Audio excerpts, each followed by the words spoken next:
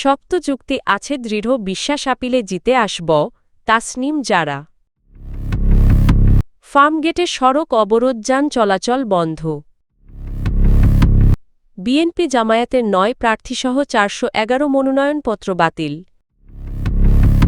জামায়াতের এনায়েত ১১৬ কোটি টাকার মালিক রমজানের ২ লাখ। বাংলাদেশ এখন বদলে যাওয়ার পথে, উপদেষ্টা শারমিন। ঢাকা ৯ আসনে মনোনয়নপত্র বাতিলের বিরুদ্ধে আপিলে জয়ের বিষয়ে আশাবাদ ব্যক্ত করেছেন স্বতন্ত্র প্রার্থী তাসনিম জারা।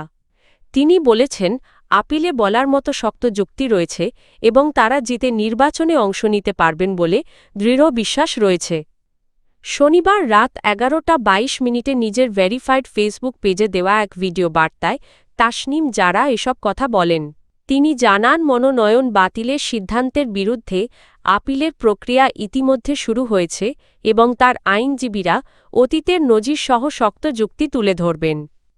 তাসনিম জারা বলেন, তিনি পরিবর্তনের ব্যাপারে আশাবাদী এবং সমর্থকদের নিরাশ না হওয়ার আহ্বান জানান। ভিডিও বার্তায় তিনি আরও জানান, স্বতন্ত্র প্রার্থী হওয়ার পর যারা ক্রাউড ফান্ডিংয়ের মাধ্যমে দেওয়া অর্থ ফেরত চেয়েছেন তাদের টাকা ফেরত দেওয়ার প্রক্রিয়াও চলমান রয়েছে। এখন পর্যন্ত ২০৫ জন অনুদানদাতা টাকা ফেরত নেওয়ার অনুরোধ করেছেন বলে জানান তিনি। সহপাঠী হত্যার প্রতিবাদ ও বিচার দাবিতে রাজধানীর ফার্মগেট এলাকায় সড়ক অবরোধ করেছেন তেজগাঁও কলেজের শিক্ষার্থীরা। শিক্ষার্থীদের অবরোধে ফার্মগেট এলাকায় যান চলাচল বন্ধ হয়ে গেছে। এতে ওই সড়কে তীব্র যানজট সৃষ্টি হয়ে যাত্রীদের চরম ভোগান্তি পোহাতে হচ্ছে।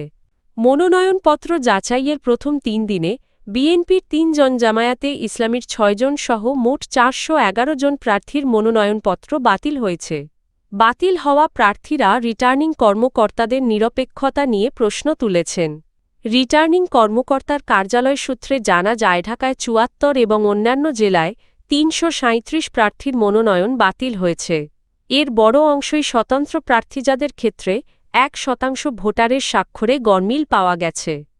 বিএনপি, জামায়াত ও এনসিপির অভিযোগ, কিছু ক্ষেত্রে তুচ্ছ কারণে মনোনয়নপত্র বাতিল করা হয়েছে।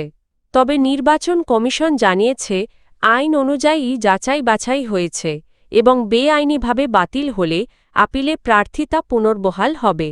প্রয়োজনে সংশ্লিষ্ট কর্মকর্তাদের বিরুদ্ধে ব্যবস্থা নেওয়া হবে।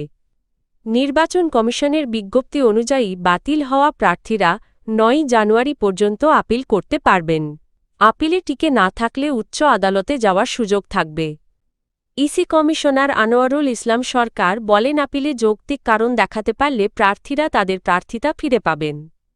আজ রোববার মনোনয়নপত্র যাচাই বাছাইয়ের শেষ দিন।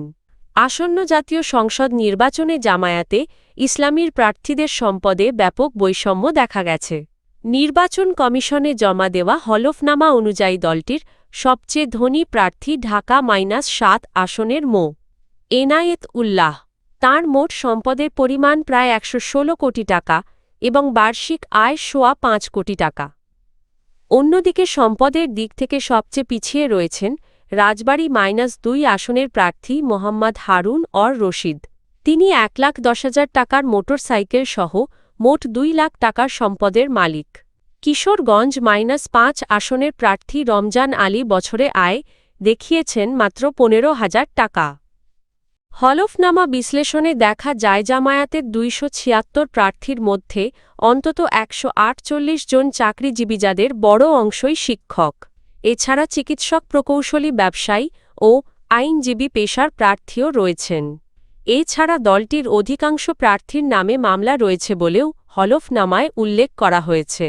সমাজ কল্যাণ এবং নারী ও শিশু বিষয়ক মন্ত্রণালয়ের উপদেষ্টা শারমিন এস মুর্শিদ বলেছেন, জুলাইয়ের চেতনাকে ধারণ করেই আগামীর বাংলাদেশ গড়তে হবে।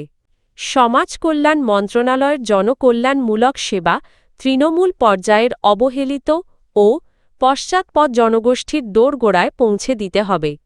শনিবার রাজধানীর আগারগাঁওয়ে সমাজসেবা অধিদপ্তরের মধুমতি মিলনায়তনে জাতীয় সমাজসেবা দিবস ২০২৬ উদ্বোধন উপলক্ষে আয়োজিত অনুষ্ঠানে প্রধান অতিথির বক্তব্যে তিনি এসব কথা বলেন।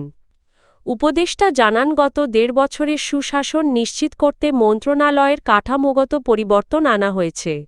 প্রকৃত ভাতাভোগীদের ডাটাবেজ তৈরির কাজ শুরু হয়েছে এবং এরই মধ্যে প্রায় ৮০% ভাতাভোগী নিয়মিত ভাতা পাচ্ছেন। এতিমখানার শিশুদের ডাটাবেজ তৈরির উদ্যোগ নেওয়ার কথাও জানান তিনি।